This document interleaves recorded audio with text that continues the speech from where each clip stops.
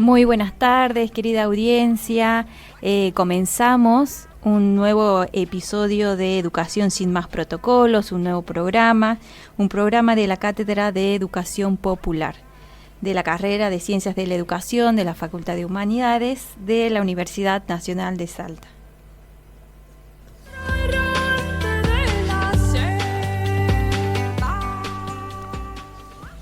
En un libro publicado en México en 1997, Emilia Ferreiro escribió un artículo al que llamó El bilingüismo, una visión positiva. Lo que ahí planteaba sobre las representaciones sociales de las lenguas y cómo esas representaciones ejercen influencia en las prácticas sociales fue una inspiración para el proyecto de investigación CIUNSA 2494. En este momento sigue siendo necesaria la tarea de echar luz a las representaciones que como sociedad tenemos de las lenguas indígenas y para ello volvemos a apoyarnos en los estudios de Emilia Ferreiro y en los saberes de docentes de aula para debatir en el programa acerca de los prejuicios contra el bilingüismo. Parafraseando a esta investigadora, entendemos que la visión sobre el bilingüismo está llena de contradicciones aún a nivel del discurso, porque hay un discurso del elogio de los sujetos bi- o plurilingües como indicador de grado superior de cultura, cuando dominan varias lenguas con tradición literaria reconocida y cuando estas lenguas no resultaron simplemente impuestas por el medio, sino que son el resultado de una elección intelectual deliberada. Cuando se trata de un bilingüismo impuesto por el medio, al menos una de las lenguas debe ser lengua de prestigio. Para que el sujeto bilingüe sea considerado como tal, francés y alemán, inglés y español, se considera óptimo, maya y español resulta tolerable. Sotli y setla, en cambio, parece casi una incompletud. Esto también sigue ocurriendo en nuestros contextos con lenguas de nuestros pueblos originarios. El programa de hoy desarrolla un diálogo pedagógico con una referente y pionera de la alfabetización bilingüe en el norte de la provincia de Salta, con quien vamos a desandar estos asuntos desde su trabajo en las aulas bilingües, la transición de unas prácticas docentes monolingüe a otra de diálogo intercultural y de alfabetización bilingüe, el trabajo de traducción y de transmisión de la lengua originaria. El objetivo de este trabajo de campo desde la radio es resaltar las apuestas que la docencia de la modalidad intercultural bilingüe ha ido haciendo en el camino para escapar a la tentación de atribuir a una lengua materna desprestigiada el bajo rendimiento escolar. Una apuesta que solo es posible con una formación que problematice estos prejuicios, que sea consciente de la educación como derecho de los pueblos, desarrollando prácticas concretas que puedan incidir en la mejora de la convivencia y de la calidad de vida de las personas. De esta manera comenzamos este programa y extrañando a Raúl, que hoy no está con nosotros, pero seguramente lo vamos a tener en los próximos encuentros. Mi nombre es Sol Villena y no estoy sola, porque también está conmigo Rosita, a quien invito a saludar. Bueno, buenas tardes, querida audiencia de Educación sin más protocolos. Un saludo al licenciado Raúl Cruz, que es el locutor oficial de este programa de la Cátedra de Educación Popular. Y bueno, para los que son de afuera de la comunidad universitaria, yo soy Rosa Guantay, directora de un proyecto de investigación que se nombró en la editorial, que estudia los textos que escriben los docentes para la población escolar indígena en escuelas bilingües de nuestra provincia. En ese objetivo estamos aquí hoy para, como decía también en la editorial, nos decía la licenciada Sol Villena, que ha leído el editorial, hemos hecho un trabajo de campo desde este interés de comunicar a través de la radio también esos avances de la investigación. Y en esta ocasión estuvimos en un lugar muy emblemático para las experiencias de escrituras bilingües en la provincia, que es Carboncito. Bueno, ustedes se preguntarán, ¿dónde queda Carboncito?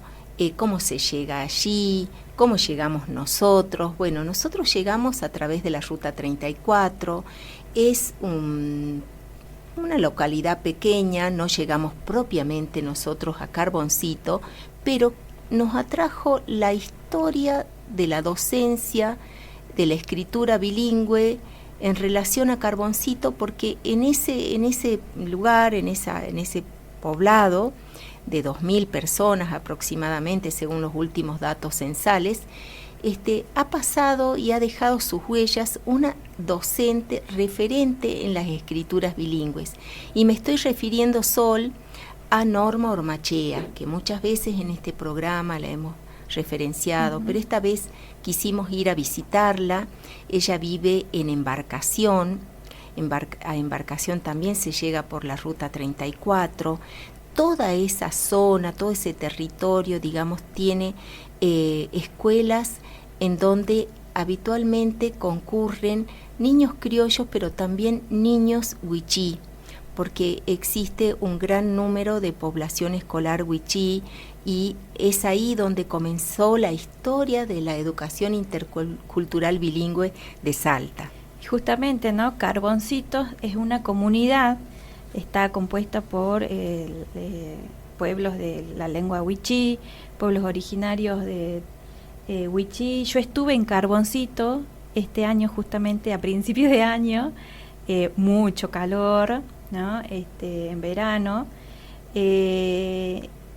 y he conocido ahí esas tierras arenosas, corre viento y levanta la arena, las casillas de madera de las familias, conocí la iglesia, la escuela. Bueno, yo fui un fin de semana, así que la escuela estaba cerrada, pero de ahí es ahí donde trabaja nuestra referente de una modalidad intercultural bilingüe, ¿no? La seño Norma.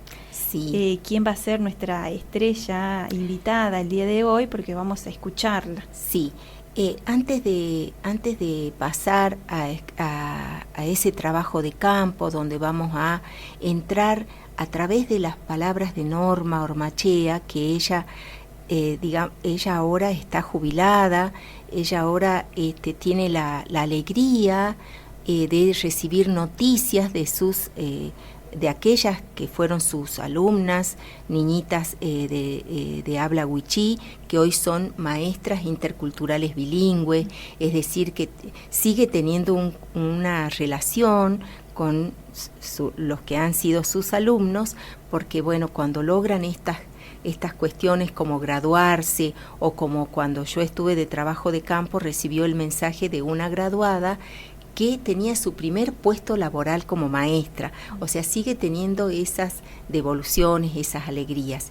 Y esto, el interés del programa de hoy, Sol, tiene que ver con una preocupación a nivel, digamos, de resultados de estas prácticas de alfabetización en nuestra provincia, y que seguimos figurando con datos preocupantes en relación al analfabetismo vinculado a los pueblos con lenguas originarias, ¿sí? Justamente tenemos acá un titular de la Gaceta que dice: el analfabetismo de los pueblos originarios de Salta cuadriplica la media nacional. Es un título del 28 de abril de 2019, no está tan lejos, digamos, creemos que podríamos haber superado, pero acá se planteaba un 9% de los indígenas de la provincia, el 9% es analfabeto.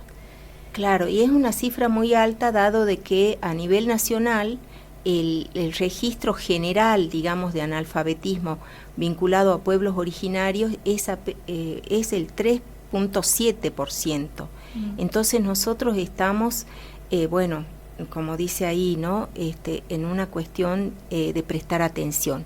Por eso es que hemos ido a encontrarnos con Norma Ormachea, porque si bien es una docente que en este momento no está en actividad, fue muy marcada su huella. Entonces la pregunta que nos convocó para comenzar esa tarea de campo es cómo crear ambientes alfabetizadores que hagan posible un trabajo al día de hoy potente, ¿no es cierto?, y que pueda hacer frente a esos datos. Bueno, invitamos entonces a la audiencia a escucharlo. Vamos a escuchar el primer audio, ¿no?, sobre esta ambiente alfabetizador que nos plantea la docente.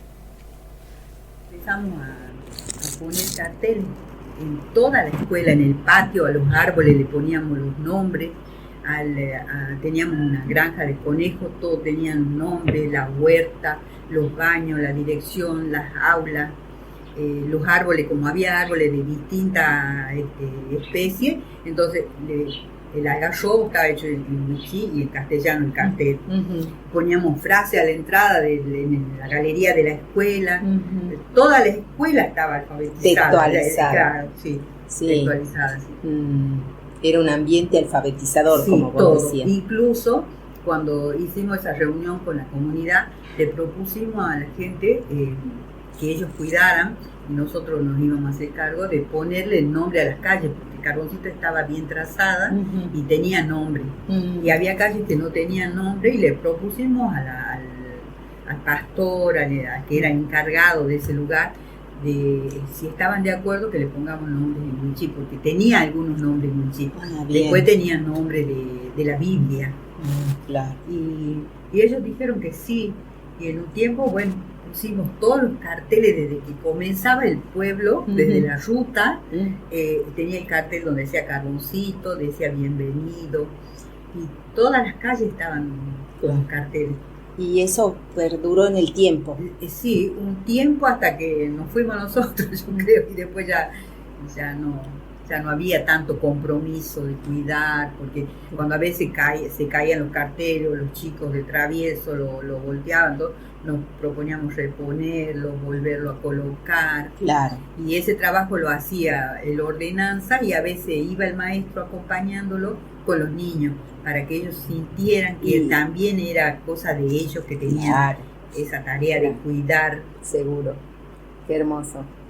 Era un proyecto institucional, sería comunitario, institucional. Por ejemplo, le pusimos el nombre a la iglesia, el cartel donde decía iglesia, en wichí, y en wichí en castellano, donde era la salita de primeros auxilios, también tenía el cartel en wichí en castellano, y la gente sanitario que trabajaba ahí, todos permitían, porque todos estaban comprometidos con eso. Bueno, y recién escuchábamos hace un momento la voz de Norma Ormachea, una docente de Carboncito, ¿no?, hablando acerca del ambiente alfabetizador.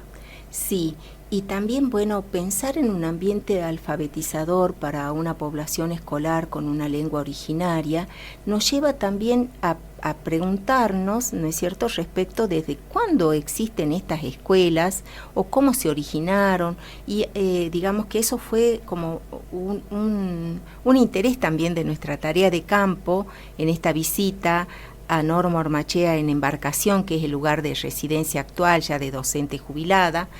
Y me gustaría que sigamos escuchando esa voz de Norma, que nos cuenta cómo surgió este proyecto, porque no había una normativa como hoy la tenemos, pero sí había una práctica de interculturalidad y de alfabetización bilingüe que me parece importante también recuperarla. Porque recién como modalidad ¿no es cierto? Es incorporada en el 2006 con la nueva ley de educación, ¿no? Así es, y esto tiene una antigüedad que se acerca, digamos, a fines de la década del 90, entonces me parece muy importante ese rasgo de docente pionera, ¿no? En este caso, digamos, con Norma. Vamos a escuchar en el siguiente audio a Norma contándonos esos orígenes de la educación intercultural bilingüe.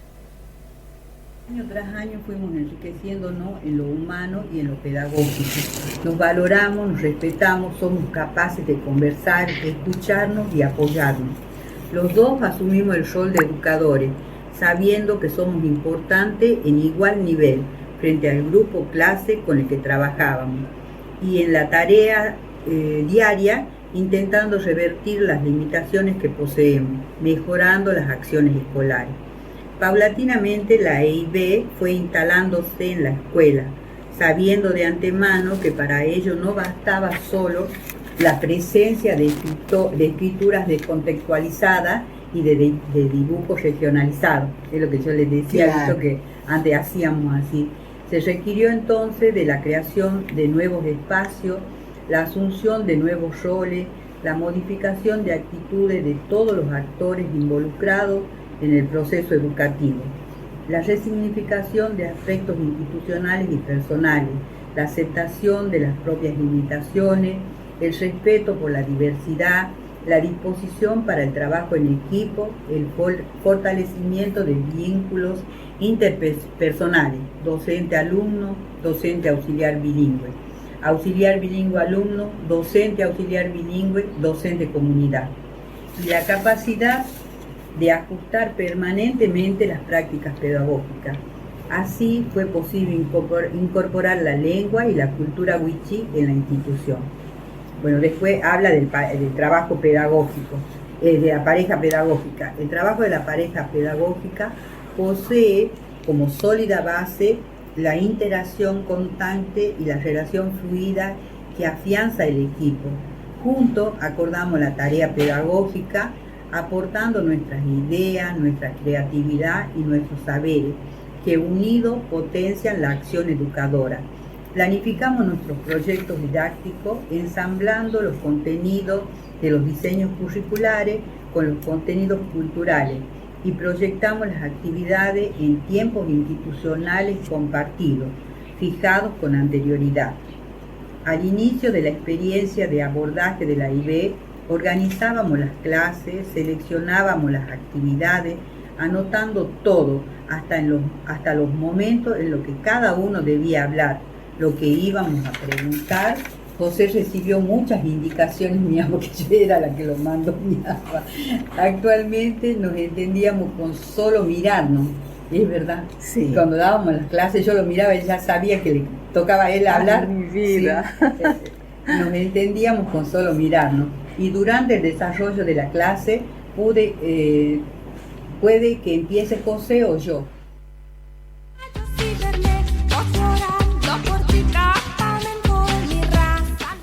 Bien, y allí seguimos con el relato, ¿no? De Norma, súper rico. ¿Cómo fueron esos inicios, ¿no? ¿Cómo comenzó esa idea de educación intercultural bilingüe, ya con una experiencia previa a lo que después fue una modalidad más institucionalizada, ¿no? Sí, bueno, vos sabés que para la audiencia también, bueno, fue una de las inquietudes. Entonces es importante la respuesta de Norma frente a esto, que es haber encontrado en la formación continua, que quiere decir cuando uno se gradúa y busca o el Estado ofrece, ¿no es cierto?, espacios donde los profesores, los maestros, seguimos actualizando nuestras miradas y problematizando barreras que, como bien planteaba Emilia Ferreiro, que la seguimos homenajeando, que la seguimos consultando, ¿no?, en este tema de la alfabetización inicial, porque fue también una investigadora pionera en hacer notar en Latinoamérica que esas cuestiones vinculadas a las lenguas de prestigio y las lenguas minoritarias o que no han obtenido un prestigio, como vos bien leías en la editorial, ¿no es cierto?, es muy bien visto un joven o un niño que habla una segunda lengua prestigiosa, o como puede ser el inglés, o todos comentamos, ¿no es cierto? A veces mi hijo va a inglés o mi hija va a italiano, francés, que son lenguas como que han obtenido un prestigio y que la gente la elige desde la intelectualidad. Pero ¿qué pasa en estos espacios como el de Norma, en donde la segunda lengua es la lengua vehicular de la nación, es la lengua necesaria para todo trámite, ¿no es cierto?, pero en donde la lengua de base no está prestigiada, ¿sí? Inclusive muchas veces, bueno, que por eso la investigación de Emilia Ferreiro, para mostrar y hacer reflexionar, ¿no es cierto?, que no podemos, no hay nada que no sea salvo prejuicio, ¿no es cierto?, el hecho de que ser hablante de una lengua no prestigiosa, como puede ser esas lenguas de México a las que ella hace referencia en su estudio, o como puede ser el caso de esta provincia de Salta, en donde tenemos la lengua toba, la lengua chorote, la lengua huichí, ¿no es cierto?, el guaraní, ¿no es cierto?, en donde los pueblos siguen luchando, resistiendo, ¿no es cierto?, por su derecho a la alfabetización en la lengua materna. No puede ser que caer, como bien nos está mostrando la experiencia de Norma, que como tienen una lengua que no está prestigiada, eso es un obstáculo para el aprendizaje. Eso es un prejuicio, ¿sí? Es una representación, o sea, cognitivamente todos los seres humanos estamos habilitados al aprendizaje de las segundas lenguas, y muchas veces si viene un francés o nos visita un alemán, buscamos muy amablemente de muchas maneras de hacernos entender y de mostrarle nuestra lengua, la lengua oficial, podríamos decir el castellano o el español de Argentina. Claro, y que no sucede lo mismo cuando vienen personas de los pueblos originarios que no se hacen entender, o que no los podemos entender por no compartir la lengua. Y no hacemos ningún esfuerzo, ¿no es cierto?, por entrar en el diálogo y este intercambio comunicacional, porque bueno, es eso lo que entablamos habitualmente con un visitante, un turista, ¿no es cierto?, es lo que buscamos, ¿no es cierto?, y nos disponemos. Entonces, eso es lo que está mostrando en esta experiencia Norma Ormachea, cómo se ha ido creando ese clima, cómo la escuela ha ido transformándose en ese trabajo colaborativo con su pareja pedagógica, como lo llama la auxiliar bilingüe, y bueno, y mucho más que veremos después de la pausa institucional, si te parece. Sí, porque nos queda ahí hablar sobre los roles, la pareja pedagógica, ¿no? José, que lo mencionaba, así que queremos saber más de José. Sí, por supuesto. Vamos a una pausa institucional y volvemos. Cazador de la charata, la onza, el tatú, toba rey de Yarará, Guasupuya, Guaraz, el Gualamba es mío, otra vez a la América es de mi raza. Seguimos en Educación sin más protocolos, un programa de la Cátedra de Educación Popular, y hoy estamos hablando de la alfabetización bilingüe y estamos escuchando la voz de la maestra Norma Ormachea, quien nos venía contando su experiencia acerca de la educación intercultural bilingüe.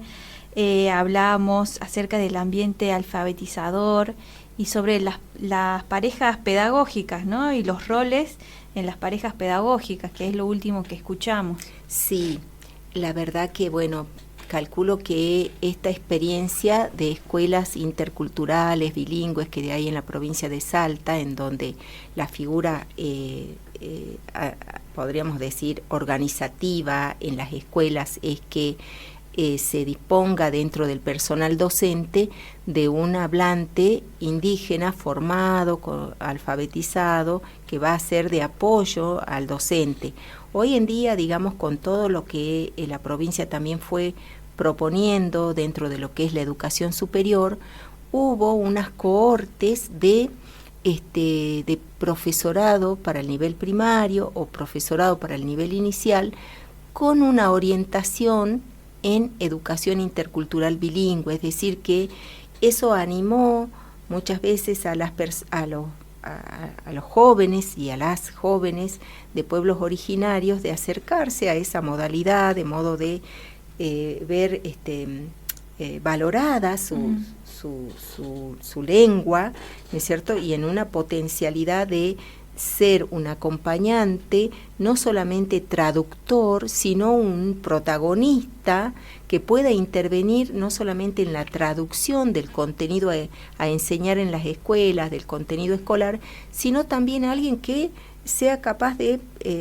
ocupar roles más activos dentro de lo que es el trabajo docente en las escuelas.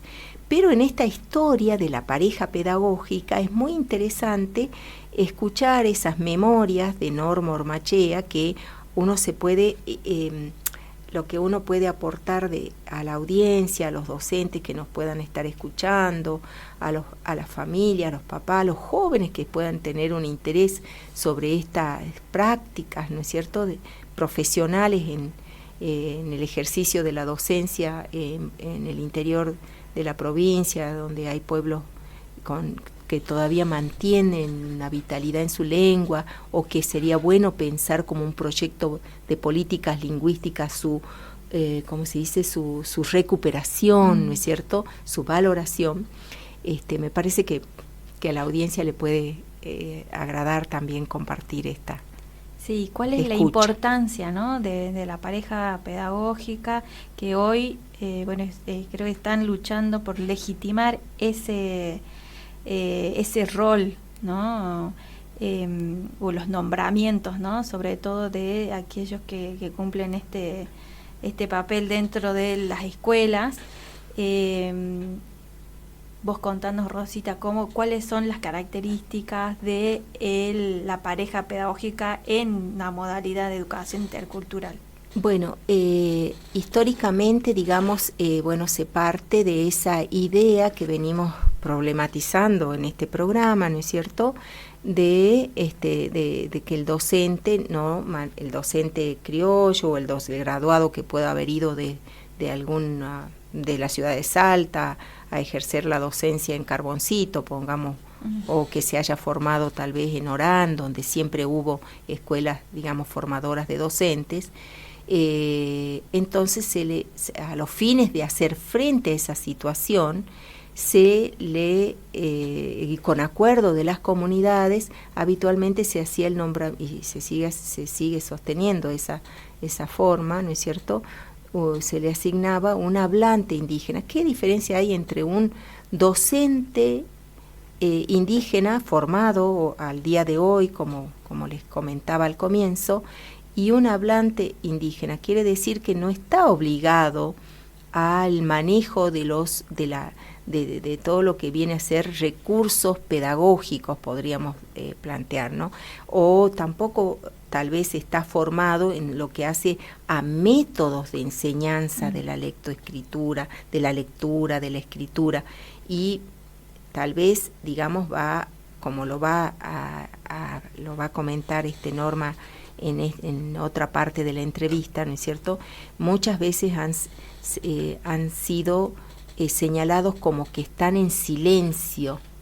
Y todos tenemos que saber, todos en el sentido de cualquiera que haya estudiado una segunda lengua prestigiosa, sabemos que no son traducciones literales, ni tampoco son tan automáticas. Inclusive cuando uno elige ver una película en el idioma original, supongamos que sea un francés o un inglés, muchas veces te sobrepasa y terminas leyendo, porque no lográs hacer la traducción por muy buen formado que estés en esa lengua. Entonces, es conmovedor en el relato escuchar, ¿no?, cómo Norma recupera ella en su autorreflexión una mirada comprensiva y a su vez, digamos, que reconoce que estos silencios no eran de personas incapaces, sino que eran de personas que estaban reflexionando en lo que significa la traducción. Claro, porque cada lengua también tiene su idiosincrasia, ¿no? Y sus formas de entender y de sentir todo lo que le rodea. Total. Y vamos, si te parece, vamos a seguir escuchando a Norma, porque también habla acerca de la transmisión, ¿no? La enseñanza como transmisión o traducción. Sí, por supuesto. Bueno. Escuchamos el siguiente audio. Plasma lo planificado. Es como la carpeta con proyectos que yo presento. Mi colega es muy creativo, controla las tareas que van realizando los niños, recorre el aula ayudando y guiando y corrige las tareas. La metodología utilizada varía y se estructura a partir de los saberes de los alumnos, de la selección de los docentes y de las aspiraciones de ambos. Por lo tanto, todos aportamos a la construcción de estrategias de enseñanza y de aprendizaje. Todos aprendemos.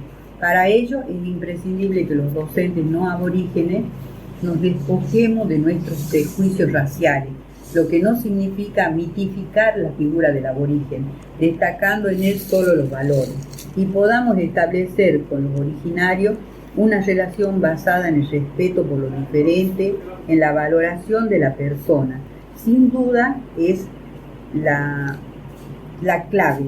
Si lo ignoramos, no podemos plantearnos la formación de un verdadero equipo, ni la interacción que supone reconocer que el que enseña es capaz de aprender y el que aprende es capaz de enseñar.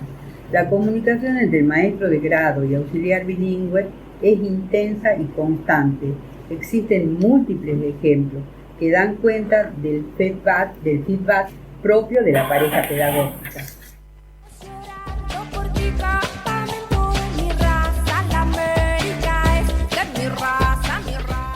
Y ahí escuchamos hablar sobre la pareja pedagógica, ¿no? Esto que por ahí se preguntaban y cómo trabajan y cómo hacen para coordinar. Bueno, ahí nos contaba Norma cómo era habitualmente, ¿no? El trabajo con, en este caso José, que era su pareja pedagógica, sí, de pueblos originarios, ¿no? De la comunidad. Sí.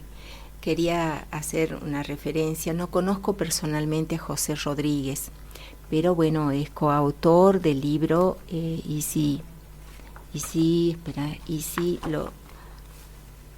Lozaj, Pequeña Luz, ¿sí? Es coautor junto con Norma Ormachea de esa producción. Sin duda una persona que estuvo en la comunidad y es parte, digamos, de la historia de esta provincia, para no pasar desapercibido, porque conozco de su actual función que es un referente en el instituto, en el IPIS. ¿Qué significa? El Instituto Provincial de Pueblos Originarios. Bien, o sea, es un referente reconocido, ha sido sin duda de un compromiso tal que hoy representa, ¿no es cierto?, a los pueblos en esa institución. De las comunidades. Claro, y bueno, y como vemos, ¿no es cierto?, o como pudimos escuchar en la voz de Norma Ormachea, ella habla de algo que también es muy conmovedor cuando uno piensa en esto de las representaciones sociales, lenguas prestigiadas y lenguas minoritarias, y también esta cuestión del racismo, ¿no? O sea, como ella bien lo dice en su experiencia. Como hay que despojarse de eso para poder entrar en diálogo. Sí, entrar en diálogo y no imponer, ¿no? Claro, exactamente. Importante. Sí, eso, bueno, seguramente en el próximo avance de este trabajo de campo, un poco quería también que hablemos en términos cotidianos, digamos, para la audiencia, de qué es un trabajo de campo para nosotros, que lo decimos así tan normalmente. Si te gustaría desde tu experiencia referenciar para la audiencia qué sería un trabajo de campo cuando nosotras hablamos de trabajo de campo. Bueno, cuando hablamos justamente es es acercarnos al territorio, ¿no? Acercarnos a la comunidad, no solamente para recabar información, sino también para procurar problematizar, ¿no? Algunas situaciones, y a la vez también, en lo posible, procurar alguna transformación, si se quiere, para mejorar, ¿no? Sí. Pero sobre todo creo que tiene más un objetivo más de análisis, ¿no? Pero ya en el mismo campo o en el mismo territorio o en la comunidad, ¿no? Sí, y también, bueno, como todo docente formador, en este caso, digamos, en el ámbito universitario, siempre el trabajo de campo nos va a dar saberes, ¿no es cierto?, va a enriquecer tal vez estas lecturas, como dijimos, ¿no? Uno hace referencia a Emilia Ferreiro, su investigación, que también uno va y busca recoger evidencias de qué cosas están pasando en el territorio y cómo nosotros podemos seguir aprendiendo de quienes realizan el trabajo cotidiano en ese espacio, como es el caso de Norma, que ella nos ha ido mostrando, ¿no es cierto?, en su hacer, en su cotidianeidad, ¿no es cierto?, cómo ha ido ella también bajando algunas barreras que tenían que ver con lo lingüístico en un momento, con, como ella dijo, el racismo, con lo racial en otro momento, o lo cultural, y encontrar que esta pareja pedagógica comienza a funcionar desde el respeto mutuo, dijo, ¿no? O sea, yo no me voy a transformar en otra si yo soy una mujer de ciudad, supongamos, pero voy a transformar, o sea, pero voy a llevar lo mío, pero voy a desarrollarme y voy a crecer si dejo que las cosas y las cosmovisiones de la otra persona también me atraviesen, o sea, salgo transformada.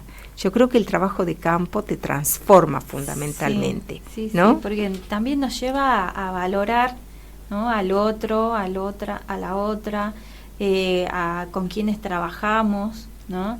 Liberándonos, digamos, de las jerarquías, ¿no? Porque por ahí un docente que está al frente de una cátedra tranquilamente puede decir es la posición, me da algún prestigio o me da alguna autoridad o cierto poder, pero lo que yo rescato es esta horizontalidad que ella busca en este trabajo mutuo con la pareja, ¿no? Es verdad, es muy bueno lo que está señalando Sol, en cuanto yo lo estoy mirando desde lo didáctico, desde lo pedagógico, porque enseñamos con nuestros gestos, enseñamos con todo, no, o sea, no es solo el contenido específico, la letra, la oración, no, sino que enseñamos con todo, y eso es tan importante, tan valioso, que una población escolar del pueblo wichí, en este caso, vea cómo su referente en el aula es respetado, es atendido, él tiene la misma paridad. Y eso es lo que vamos a ver que se traduce en cómo se enseña la lengua. Yo creo que si te parece, avanzamos para ver, de llegar a un cierre del programa. Ahora sí, vamos al cuarto audio. ¿Cómo es la enseñanza como transmisión o traducción? Las limitaciones de la capacitación técnica del auxiliar bilingüe, definición de normas de convivencia en el aula, aprendizaje de la segunda lengua, los niños y el auxiliar castellano, el maestro de grado wichí, presencia simultánea de escrituras en ambas lenguas que posibilita a los niños la toma de decisiones para elegir la lengua a usar en la lectura o en la escritura. Ellos tenían la libertad de decir, cuando le decía, por ejemplo, vas al pizarrón, escribí tal cosa, para evaluarlo, ellos decidían si escribían en su lengua o en castellano. Sí. ¿Y vos qué observabas ahí de los niños? ¿Había preferencias? ¿Querían mostrarte el uso de la lengua oficial habitualmente o eso no pasaba? Era algunos niños querían en su lengua, otros porque estaban tan, los maestros éramos tan veníamos de una estructura muy fuerte, monolingüe. Claro, entonces era como que todos los maestros queríamos que escriban castellano, porque nosotros no entendíamos el wichí. Claro. Pero bueno, en ese ambiente ya aparecían escrituras espontáneas en lengua wichí. Claro, sí, ya cuando nosotros empezamos con esto de Mónica, recién empezamos con el wichí, porque antes lo hacíamos en forma oral nada más. Claro. Le decíamos, bueno, nosotros... Para la traducción. Claro, nosotros somos interculturales, cantemos una canción en wichí. A ver, José, en este caso, yo era la maestra. A ver, José, hazlo, canta vos, en tu lengua. Esa era la enseñanza que dábamos antes. Claro. O si no, cometíamos el error de decir, bueno, ahora traducilo, José.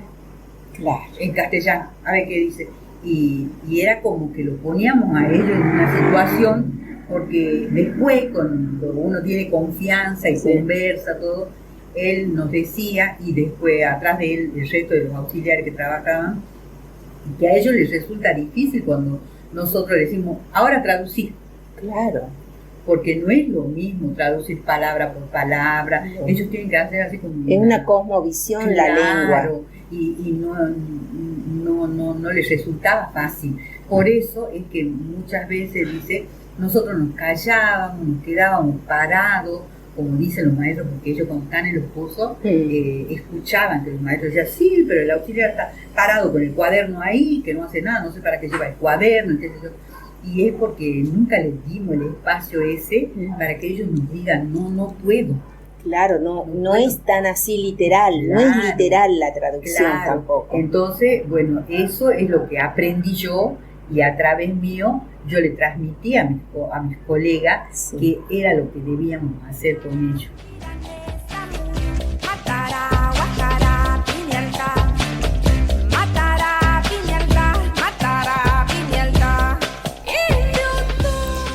Y ahí escuchábamos, ¿no? Qué muy claro lo que acaba de explicar Norma con respecto a la transmisión versus la traducción, sí, ¿no? Sí, totalmente.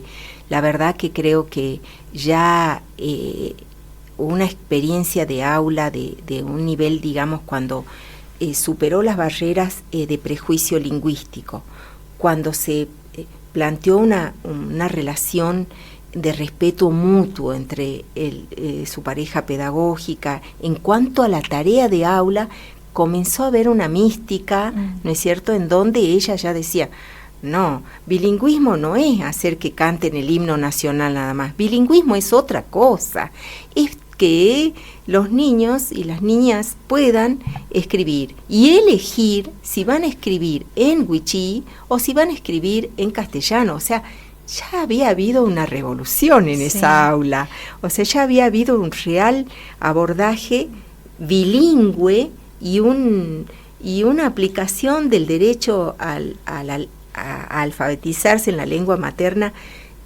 contundente, digamos, en sentido real de lo que se vivía en el aula. Pero también ha tenido que ser un proceso interno de la misma docente, ¿no? Porque ella ahí marcaba, cometimos tal error. Poder ir desandando esos errores, ir reconstruyendo, reflexionando y rearmando, rearmando, exactamente, ¿no? Sí. Porque eso es lo que hoy podemos decir, esto que nos deja Norma es muy rico porque ella lo desandó, ¿no? Sí. Y lo pudo reflexionar y hoy nos lo trae a nosotras que estamos escuchando, para que también podamos desandar, ¿no?, estos prejuicios respecto al bilingüismo, respecto a las lenguas de pueblos originarios, a nosotros mismos, ¿no? Bueno, ahí me voy a extender un montón, pero quiero que escuchemos también el próximo audio. Y cerramos con esto, porque es importante, ¿no?, preguntarnos si las lenguas indígenas ¿son un obstáculo para el aprendizaje escolar? A ver, veamos qué dice Norma. Escuchemos. En dirección a lo que veníamos planteando, ¿no es cierto?, como en el aula, bueno, el crear un contexto alfabetizador, bilingüe, en el sentido de que circulen tantos textos en lengua wichí como escrituras en la lengua vehicular o en la lengua castellana. En esta dirección había también un dicho de que si usábamos la lengua materna, en este caso el wichí, era un obstáculo para el aprendizaje. Vos que ya has pasado por muchos años de un contexto bilingüe, de una producción de material en ambas lenguas, de una experiencia tan rica como la de Carboncito respecto de un trabajo pedagógico que sigue dando graduadas en el nivel superior, como nos contabas ayer, de estas jóvenes, ¿no es cierto?, que no solamente se han graduado, sino que están celebrando poder obtener un puesto docente en una escuela de la zona, como Claudia, ¿no?, que la saludamos desde acá. ¿Vos qué les responderías a las docentes que por ahí pueden estar todavía en esa representación en donde a escribir o hablar la lengua materna, en este caso las lenguas indígenas del Chaco salteño, como el wichí, el guaraní y otras, ¿no es cierto?, el chorote y demás? Si vos dirías ¿qué le dirías frente a esa afirmación de que es un obstáculo? Bueno, yo le diría que es posible que el niño se alfabetice en su lengua y en la lengua, el castellano sería, sí, en ambas lenguas a la vez. Sí. Es posible y los resultados son muy buenos, porque el niño primero valora su lengua, siente que la escuela le valora la lengua, y ellos tienen como un vocabulario mucho más amplio en su lengua que en la lengua castellana, porque a pesar de que hablan el castellano, a veces lo emplean mal las palabras. Bien. Entonces, cuando son niños chiquitos, les resulta más agradable. El mundo cultural desde la propia lengua es más amplio que querer poner el castellano así. Que representa culturalmente también otros mundos. Seguro, sí. Sí. Y que a lo largo de la trayectoria escolar del niño, nos vamos dando cuenta que es muy buena la alfabetización en la lengua materna. Brujos de los montes. Bueno, más claro, no sé. Conmovedor, ¿no? Sí, y sí, conmovedor a la vez, ¿no? Porque es posible alfabetizar en las lenguas de los pueblos originarios, ¿no? Y es más rico, dice, ¿no? Y es más rico, ¿no? Así que nos quedamos con esa afirmación y también con esa reflexión, ¿no? E invitamos a toda la audiencia a hacer una autorreflexión sobre cómo nosotros y nosotras escuchamos o qué decimos, ¿no?, de las lenguas de los pueblos indígenas. Es necesario hacer una autocrítica, ¿no?, porque muchos de estos prejuicios que hablábamos al principio y de este desprestigio que hay respecto a las lenguas, las tenemos tan internalizadas, ¿no?, que tenemos que hacer ese camino que nos propone Norma. Sí, ¿no? y que realmente es muy buena la perspectiva de Norma para bajar esos índices que ya son como...